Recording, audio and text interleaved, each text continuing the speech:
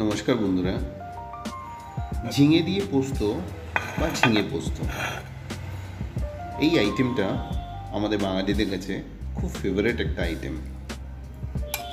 একই স্টাইলে একই প্রসেসে আমি চিচিঙ্গে দিয়ে পোস্ত বা চিচিঙ্গে পোস্ত এই রেসিপিটাই আজকে আপনাদের সামনে নিয়ে এসেছি। আমি তীর্থঙ্কর রায়, কিচেন অ্যান্ড ট্রাভেলস থেকে। চলুন দেখি। এখানে প্রায় 750 গ্রামের মতো চিচিঙ্গে আমি নিয়েছি, একটা বড় সাইজের আলু আর 6খানা কাঁচা লঙ্কা। এদিকে চিনেবাদাম, কালো জিরে, চালমগজ, ভাঙা কাজু, সামান্য 2-3 চামচের মতো দই, পোস্ত, জিরে গুঁড়ো, লঙ্কার গুঁড়ো, স্বাদ মতো লবণ, হলুদ আর এই পরিমাণে একটা ছোট্ট আদার টুকরো। প্রথমেই আমি চিচিঙ্গাগুলিকে ছোট ছোট করে কেটে নেব। এইভাবে কেটে নিয়েছি।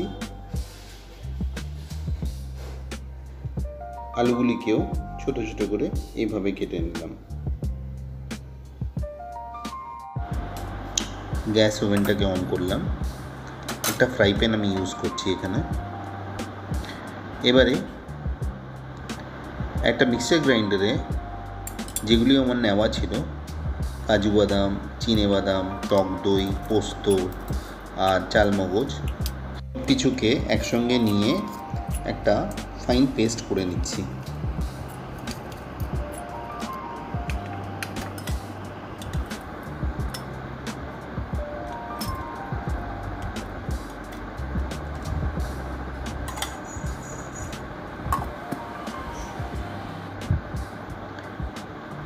দেখুন, একটা ঠিক পেস্ট আমার তৈরি হয়েছে।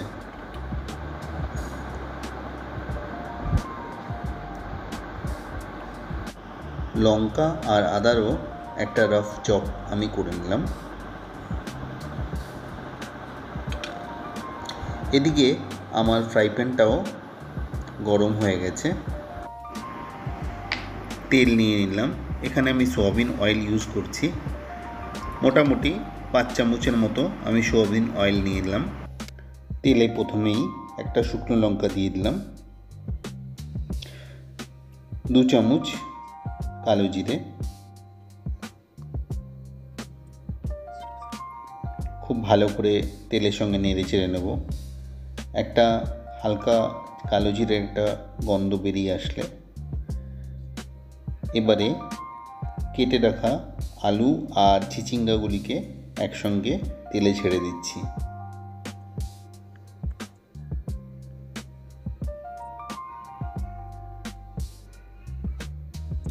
ভালো করে আলু আর চিচিঙ্গাগুলিকে তেলের সঙ্গে নেড়ে চেড়ে ভালো করে ফ্রাই করে নেব। প্রায় 5 থেকে 7 মিনিটের মতো এটাকে ভাজা করব। আলু আর চিচিঙ্গা দুটোই হালকা হালকা যখন নরম হয়ে আসবে তখন আদা আর লঙ্কার যে চপ করে রাখা ছিল সেটাকে এবার এর মধ্যে দিয়ে দিলাম। এবারে সঙ্গে একটু লবণ দিলাম যাতে খুব সহজে এটা নরম হয়ে যায়। আরও খুব ভালোভাবে এটাকে নাড়িয়ে চাড়িয়ে নেব।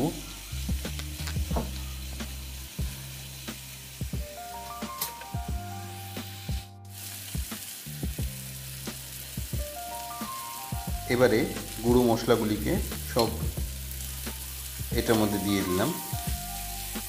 খুব ভালো করে নাড়াচাড়া করে নেব। মশলাগুলিকেও সবজিটার সঙ্গে খুব ভালোভাবে ভেজে নিলাম। 1 চামচ চিনি অ্যাড করলাম।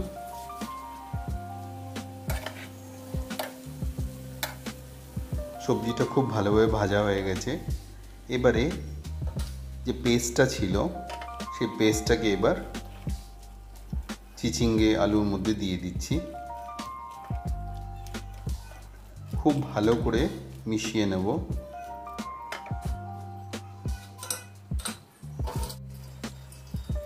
দেখুন, খুব সুন্দরভাবে উপর দিয়ে তেল বেরিয়ে এসছে। আরও 5-7 মিনিটের মতো আরও ভালোভাবে ভাজবো। মশলাটা খুব ভালোভাবে মিশে গেছে।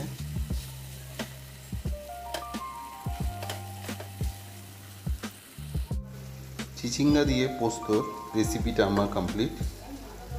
এবারে একটা সার্ভিং ডিশে আমি এটাকে তুলে রাখছি।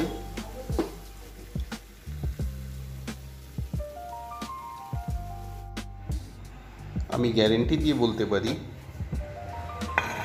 এবার থেকে ঝিঙে পোস্তটাকেও যেইভাবে আপনাদের ভালো লাগে চিচিঙ্গা পোস্ত এইভাবে বানালে এটারও আপনার ভালো লেগে যাবে।